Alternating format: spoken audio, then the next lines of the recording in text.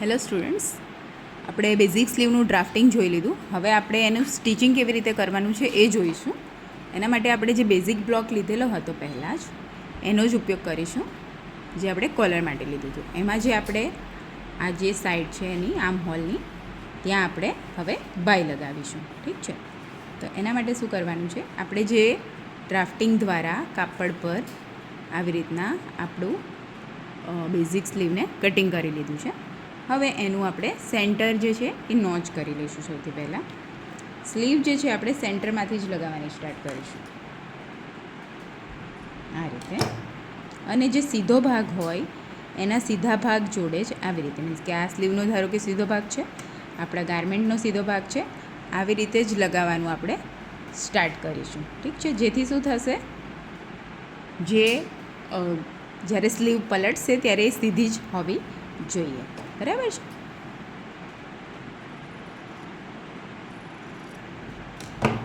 હવે આપણે stitching start કરીશું સેન્ટરથી. જે શોલ્ડરનો ભાગ છે, જ્યાં શોલ્ડર અટેચ થયું છે એને આપણે સેન્ટર લેવાનું છે આ રીતે. હવે આ જે સ્લીવ છે એનું જે આ પટ્ટી છે એ તમે પહેલાં પણ વાળી શકો છો, પછી પણ વાળી શકો છો, એ તમારી ઈચ્છા છે. ડાયરેક્ટ અટેચ કર્યા પછી પણ તમે વાળી શકો છો. તો આપણે પહેલાં એટેચ કરીએ છીએ. સેન્ટર જે છે આવી રીતના લઈ લઈશું અને સ્ટાર્ટ કરીશું સ્ટિચિંગ.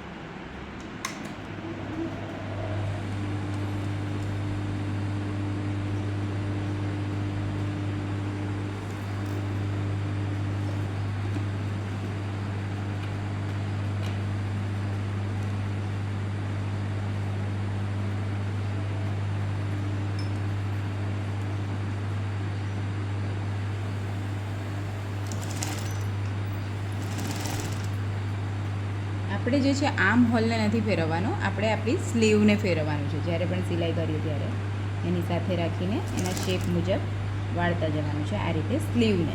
બરાબર છે, નહીં કે આપણે આર્મ હોલને ખેંચીશું.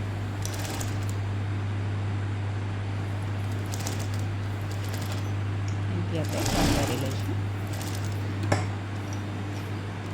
થોડુંક એક્સ્ટ્રા આવે તો ચાલશે, એ ખૂટવું ના જોઈએ. સ્લીવ જે છે ખૂટશે એટલે કે એની લંબાઈ જો ખૂટશે અહીંયા અટેચ કરવામાં તો એ સ્લીવ સરખી બને નહીં. એટલે થોડું એક્સ્ટ્રા હોય એ ચાલી જશે, આપણે એને કટ કરી શકીશું.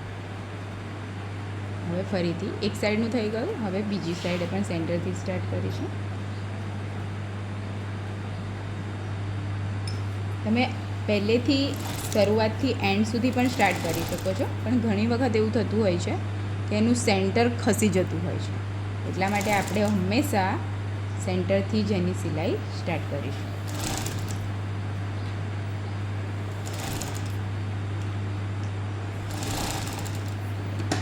આ રીતે સ્ટીચ કરી લઈશું. હવે આપણે એની પટ્ટી વાળી લઈશું. જે આપણે સિમ્પલ રીતે વાળીએ છીએ એ રીતે જ વાળવાની છે. 1 ઇંચ આપણે એક્સ્ટ્રા એના માટે લીધેલું જ છે, એટલે એટલી પટ્ટી આપણે આ રીતે વાળીશું. પટ્ટી વાળતી વખતે ધ્યાન રાખવાનું છે કે અંદર જ વળે છે, બહારની સાઈડ ના વળી જાય, એટલે કે ઊંધી ના થઈ જાય, એનું ધ્યાન રાખવાનું છે.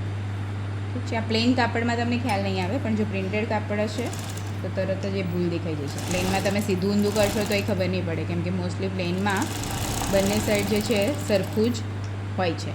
બરાબર. હવે આપણું આ બોટમ હેમલાઇન પણ થઈ ગઈ છે રેડી. હવે શું કરવાનું છે, તો આપણે જે એક્સ્ટ્રા જે કાપડ આપણે લાગે છે કે આપણા જે એના કરતાં એક્સ્ટ્રા છે એને આપણે કટ કરી લઈશું આ રીતે. પણ એનો સીમ રાઉન્ડ જે છે નાનો ના થવો જોઈએ, એનું ખાસ ધ્યાન રાખવાનું છે. બરાબર છે. હવે આપણે એને સાઈડ સીમ જોઈન કરી દઈશું. આપણે સેમ્પલ છે એટલે અત્યારે સેમ્પલની નાની સ્લીવ લીધી છે, એક રેન્ડમ મેઝરમેન્ટથી. બાકી આપણે જે મેઝરમેન્ટ આવતું હોય એ પ્રમાણે જ કરવાનું છે. કરીશું.